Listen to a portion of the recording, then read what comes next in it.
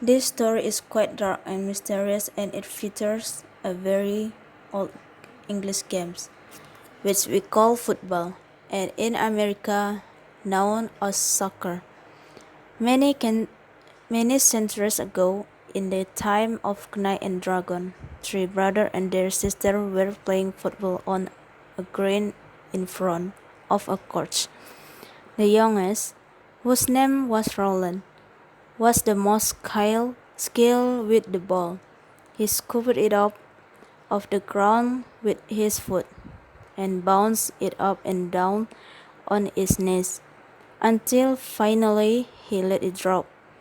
But as he was about to kick it, he slipped in the mud, and instead of driving the ball towards the goal, he sent it up into the air and it soared over the nave of the church and landed in the graveyard behind it. His two elder brothers looked at him as he lay on the ground and chorused together. Roland, meanwhile, their sister Ellen skipped off to fetch the ball from behind the court, but she was not careful to go around the court, keeping it on her right hand side. Now instead, the circle the court on her left. In other words, she went wider signs in superstitious time. It was considered bad luck to go wider signs because the sun traveled in the opposite direction. The three boys waited. The three boys waited for their sister to return from behind the court, and then they waited some more. But she did not come back. They looked at each other, they shrugged. But what son of Arthur could leave his sister and the sister at the mercy of the elf? Young took he was. He mounted his steed. And set off on a quest to rescue Ellen. He departed over the hill and did not return.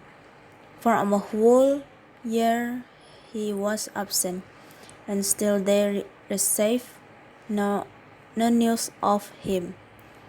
And then the day came when the second eldest son mounted his steed and swore that he would bring back his lost sibling. Guinevere cried and begged him not to go, pleading, "I must not lose a third child," but all in vain.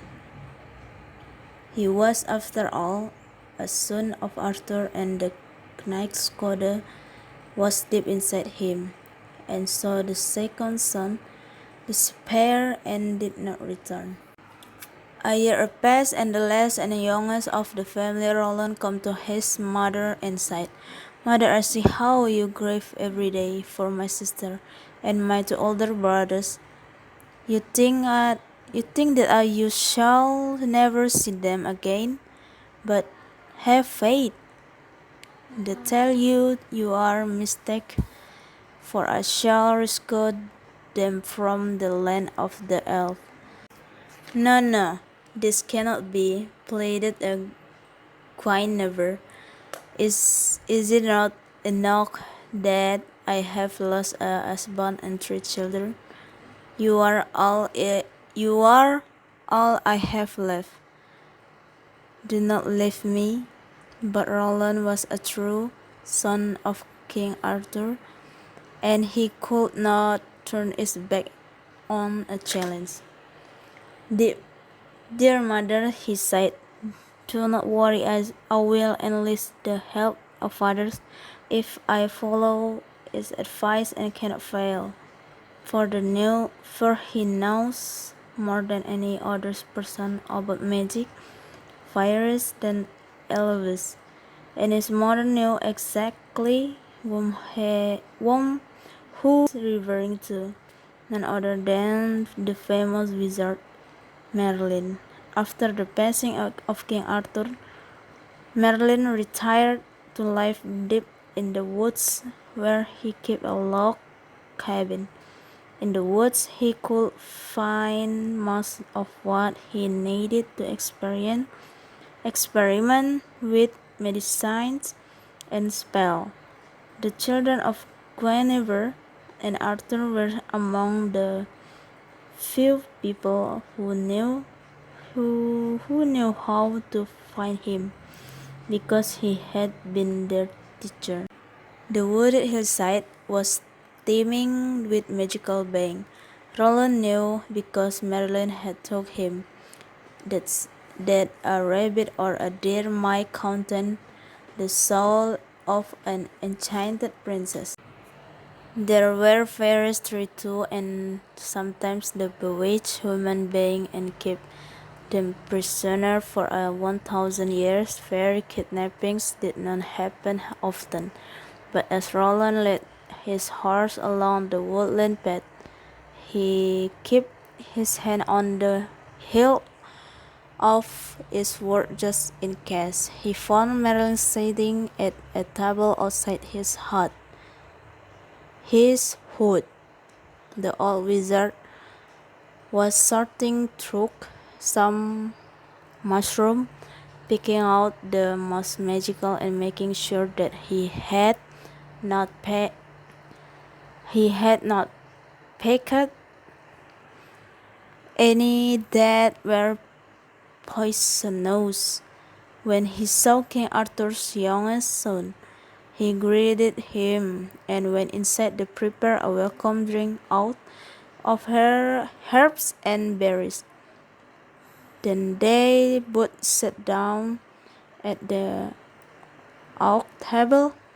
Roland told him how his sister had disappeared behind the couch, and how his two older brothers had departed to rescue her but had not returned.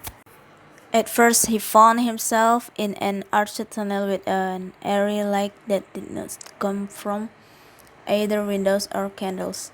He walked along the tunnel until he came to some double doors, which he pushed open. In a magnificent palace, the ceiling was as high as a cathedral and was supported by hooked columns. An immense lamp hung on a gold chain, and in a center a black lump of coal emitted brilliant rays like the sun. The light danced, and the multicolored jewels, shaped into leaves and flowers, which crept around the floor of the hall like an ornamental garden. And the back was a giant couch made of the velvet and silk. And seated on the couch, he saw his sister Ellen combing her golden hair. She was not at all surprised or excited to see her brother, because the king of the elves had put her under a spell that made her slow and docile.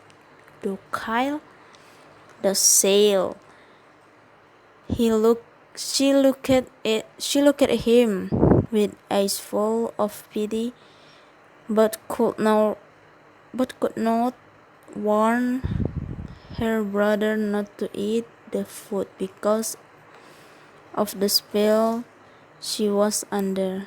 He was about to take her when he recalled Merlin's warning, and he said, "But I cannot eat until I have rescued you."